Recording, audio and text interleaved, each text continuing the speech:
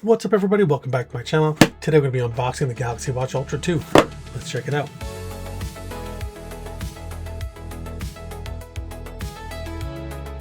So this thing is the new hotness. I've been pretty excited about this coming out for quite a while. It arrived a few days early, so I'm pretty excited to tear into it. Comes with LTE, Bluetooth, Wi-Fi, GPS, all those cool things. It's got a new dive certification, so it's EN 13319 certified. I think that's for fast moving water. So if you're a diver or you do any kind of a lot of swimming and you want to have a watch that's going to handle that very well, this is definitely going to do that for you. But before we get into the tech specs, let's get into it again. I've been rocking the original Galaxy Watch Ultra for quite a while. This isn't the 1.5, this is the 1, so the original one. They did like a mid-cycle refresh on this thing. This is not the refresh one, this is the original one. I have noticed that the battery seems to be getting a little tired on it. I've noticed it lasts like 1.75 days instead of the 2 I was originally getting out of it, but I can't complain too much. I also did have the Litoid case on there for quite a bit. Basically, I put it on. I've never taken it off since. So it feels weird to kind of have the watch be without the case, but nothing really fantastic or overwhelming to see about the specs here. It has my SIM information on the bottom here, so I'm not going to show that, but there's nothing really in the bottom either. Let's peel it.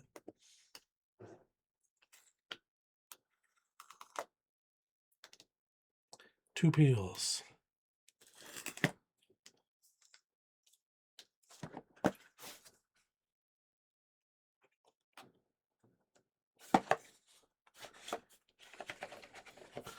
There we have it. So the case, the top of the box, I should say.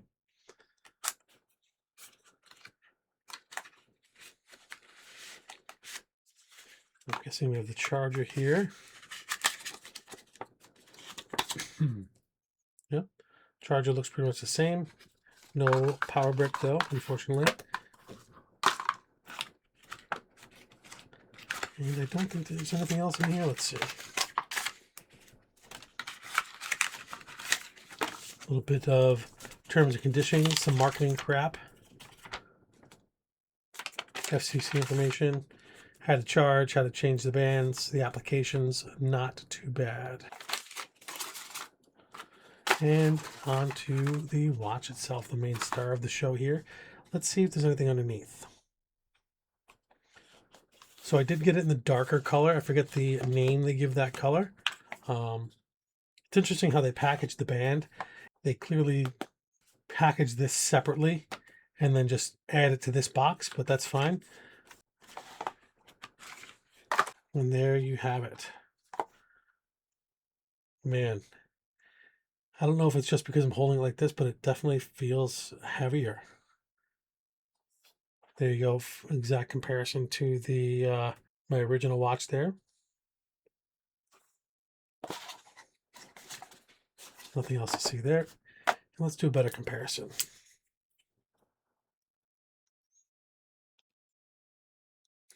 So there you see not a huge departure from the overall aesthetics on the front. The rings are a little bit different. These have notches. This one has numbers on there. One of the things I noticed right away is that I wear mine in this orientation. Most people probably wear theirs this way. And you can see they clearly did the numbering thusly. Not a huge deal. Probably never going to pay attention to those numbers on the outside, and that's completely fine. Turning it over now, the buttons, you can see they have a similar heritage, but they clearly are a little bit more pronounced and a little bit larger looking on the 2. The button also has some protection around it. You can see it's a little bit more open on the original watch versus on the side of the new one. It looks like there's the same amount of sensors in there. You have the 4 lights on this one, it looks like, and 2 on this guy. So maybe there are 2 more sensors in there. I believe this has a blood pressure monitor in there as well, whereas I don't know that the original one did. Some clear design changes. I don't necessarily know what these little holes are for here, this one and that one, but they're not present on the newer watch. The other side is extremely similar. You have the 2 vents for the speakers, and there's a mic hole down bottom as well. Now, supposedly, the watch bands are very interchangeable, but let's, yeah, the watch band should definitely fit. That I know, not supposedly. They definitely will fit. So if that's a concern you have, nothing to worry about. Your investments from your older watch will carry over to the new one. And now that I'm holding them both the same way, it feels exactly the same. It does not feel different at all. As a matter of fact, I wonder if my old case will fit. So let's check it out. Let's see if the Latoid case for the first version will fit on the new one. So I'd be careful putting on accessories from the first gen on the new one, because I chewed up a little bit of my plastic on the side here. Not that I really care, because I'm going to put a case on it anyway. But yeah, I would not force on accessories from the 1 onto the 2. The buttons are just different enough. There's no covering on this side, and there's a little bit of a covering on this side, that you can have a problem. So I'd recommend getting cases specifically for the watch itself, not something from an older watch you have. And some of the technical differences: the first gen version had a 3000 nits peak brightness. This is 5000, so it should be much easier to see in the daytime. First watch had 10 atmospheric pressures and was not technically dive rated as a dive computer. The original Ultra is not dive certified. The Ultra 2 is certified. Ultra has the standard multi-sport tracking, FTP, and heart rate zones. The Ultra 2 adds trail running, path elevation, guidance, and personalized fitness indexes. I don't necessarily have details on what that particularly means, but for those of you that are enthusiasts with that really rely on the metrics that your watch gathers as you're using it, it should only be better on the newer watch. It's the big difference for me is that the battery. This watch has a 590 milliamp hour battery, where this one has an 800 milliamp hour battery, so it's roughly 35% better battery life. I believe the uptime on this was like 40, basically 2 days. They expected it to run with the always on display, and 100 hours in power saving mode, so quite a bit of battery life. With the new one, you're getting a bit more, 50 to 60 hours with the always on display. I always have the always on display enabled, so you're going to get like half a day more roughly at minimum with the newer watch. I bet it would be even more if it wasn't for the newer chip. This one has the Qualcomm Snapdragon Wear Elite, and this has the Exynos W1000 chip. It's a faster processor, probably uses a little bit more battery, and therefore some of that new battery life gets mitigated by simply having more performance available to it.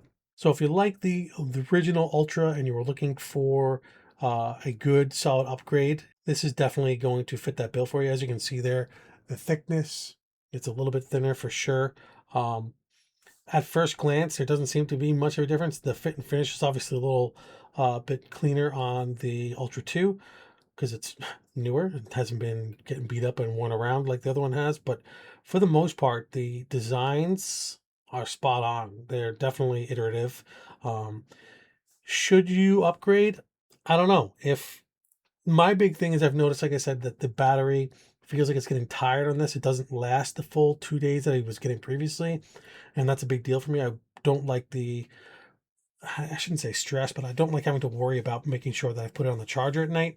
So if I can go a little longer without having to worry about that, that's a win for me. But is it worth the $600 that you're going to pay for it if you have to buy it outright? Probably not. You know what I mean? What it will really come down to is how important that extra bit of battery life is for you. So now that we've got the main character out of the way, let's check out the watch band I got. I got the Peak Form band. I believe this is like a pleather-ish type of band. It's not actual leather, but it should feel pretty much like it. I hope it's nice enough that I don't feel like I want to use my old band. Oh, it definitely feels nice. What it reminds me of is like dashboard material on a vehicle. Like, I know it's not real leather, but it almost feels like real leather. It has a plastic, like a leathery feel on the one side, especially with that stitching there. But on the other side, you can very clearly tell it is plastic. It has a nice soft feel to it. It feels very flexible. I know that was one of the upgrade things that they talked about with the newer watches, that the material in the bands was a lot more flexible. I also noticed they put in a little bit of an arch there. on these now, probably to help it wrap around your hand a little better. So that is what you get in the box. Thank you so much for checking this watch out with me today. Be sure to check out the next video. I'm going to power them up and transfer the eSIM from that watch to this watch and go over that whole process. If you liked the video, hit that thumbs up. If not, hit that thumbs down. And as always, I appreciate the subscription. Peace.